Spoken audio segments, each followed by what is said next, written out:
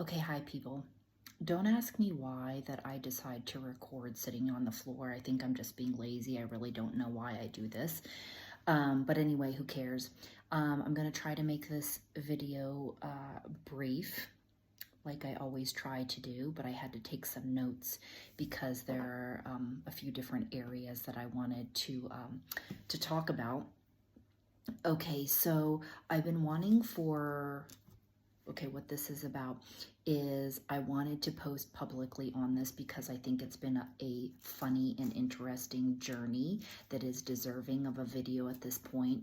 It's been, I almost want to say this has been going on for about a year that I am looking for a job, and if it's not going to be in wellness necessarily, I wanted it to be in coffee, community, food service. I'm fine with that, right? So still keeping me engaged and all that sort of stuff while I'm involved in my other projects. Okay, so this is not new information. I mean, it might be to those younger kids, especially my younger audience of the first responder people, but this may not be new information to a lot of people, but I've kind of always had, the way that I am and the way that I think for a very long time, outside the box thinker. And when it comes to jobs, okay, that's what this video is about. Has been, okay, it's been frustrating, but also very interesting. And basically I get to apply my investigation and coaching skills within it.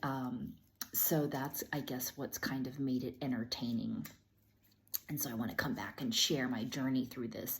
And I know this is specific to Sacramento, but it's all over when it comes to just the jobs in general, whether it's, saturated market or these different markets, different industries you go into. And so the journey is going to be, of course, different. And so now it's been frustrating on many levels, whether it's these online tests that actually create more stress and people not getting back to you. Places are just, maybe they're overwhelmed, too many applications. It's not even that you're overqualified. I even started at some point putting like, I'm available all hours, any day, just to get to talk with them. So it's been this very stressful, actually. So when I finally do get in and start talking to people, what makes me laugh about it, though, because it's like I'm interviewing the employer, it's like if we did this with all relationships, right, this would be great, is I'm interviewing because I can choose and I don't have fear. So if I'm going to choose to work somewhere, I am going to be picky and I'm going to ask you these certain questions that are important to me. Okay, so that's what cracks me up with the no fear, and I'm just asking, I don't even care, so why don't we just get this, these certain things out of the way. So number one to report is, finally, when you do get an interview, some of them have not even looked at my resume. So that is what I've already known in life, right? Sometimes it's who you know, and if they like you and whatever, you will get hired. It doesn't matter. I also have always known that you don't, just because you go to college doesn't mean you are going to make XYZ, or that, there are people that never went to college. I went to a 2-year college and then beauty college, but people that are making more money not going to college, right? They make more money. Not going to college, doing these other sorts of industries. And then there's people that go to college and then do nothing with it. So that's just for another thing that I'm trailing off on. Okay, so I've already known that as part, but it cracks me up and validates to me that yes, of all so far of the interviews that I've gone to, and this is in food service, coffee, the inn I was at, different places, nobody looked at the resume. I don't even know if they looked afterwards. Okay, so the one that I was hired for. I don't think they went back and looked at it. So that's number one funny thing. I've also talked to two kids, one who is, and they love their job. She has been there since she was 16, and she's now a manager at 19. And then another young kid who's in his early 20s also loves his job, and he's in his early 20s. He's only been there, I think, maybe a year, and he's already managerial position. So he was laughing about, yeah, he's like, what I thought about college, like, and I'm making, decent or whatever what I'm doing, or just as much as my buddy over there. Okay, yes. So I already knew all that sort of stuff. So it's just cool to hear in community. And so not only, it's not necessarily like a test to my worth, but also it kind of is, because I know what I'm deserving of, especially when it comes to what I've made before in my past. And so not only that, but also being able to talk to these people without fear, because I really don't give a care, because there is another job. If that job isn't for me, there is another one for me. So that's a second part of it. And then yesterday's experience I thought was really interesting, because I have worked for myself for a very long time, but I'm fine with going back to work for somebody else.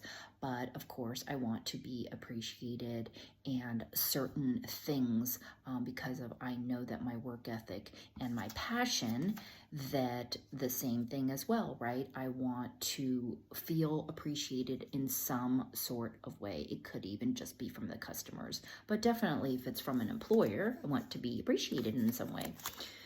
So I walked away from this experience yesterday talking to an employer, and their reaction to me asking, so how do you give back? And they looked off like they didn't know how to answer, or that was, I don't know, a strange question, or what did I mean? And I walked away meditating on that. Okay, if they aren't concerned about their staff being burnt out or overworked or their mental health, I'm really not sure that I want to work in that type of place. You can be all beautiful and cute and all over as an establishment, and number one, clean on my list is one of my things that I am looking for. You can have a facade just like a beautiful man or woman, but on the inside, if there are not these things in there that you are looking for that are on your top 3 on the list, that's a no for me. So when I walked away thinking, I'm not really sure that person that's on their priority list of their employees, that I want to work there. So it's not for everybody, but these top things that I'm looking for when I'm working for somebody, these things, are important for me. So I'm going around all these different places interviewing them, and that makes me laugh. And so I wanted to share that with you, that of course everybody has a different idea. Employers, businesses, they have an idea of how they want to run their business and how they're doing it. And I think that is great, whatever that they choose. But I wanted to just share that little bit of information that, again, this is about culture, how things have been done, how people are doing them. And like I said, I have learned now to this point too, of when I go to these interviews, just as much as they want to know from me, I want to know from them, what hours are you looking for? Because it's all this is time consuming. We're all spending each other's times and all these different, damn interviews on my end and their end. Why not get to the point?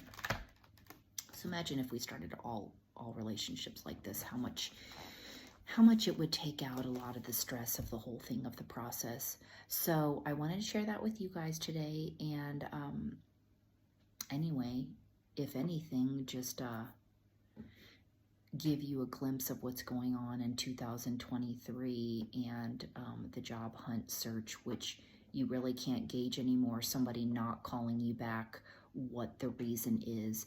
It could even just be, it's not that they didn't like you as well, right? That or they're not calling you just because they are too busy. And so that's why we have to follow up, but it's exhausting. So anyway, that's it for now. And I'll be back at you with something else random here soon. Bye.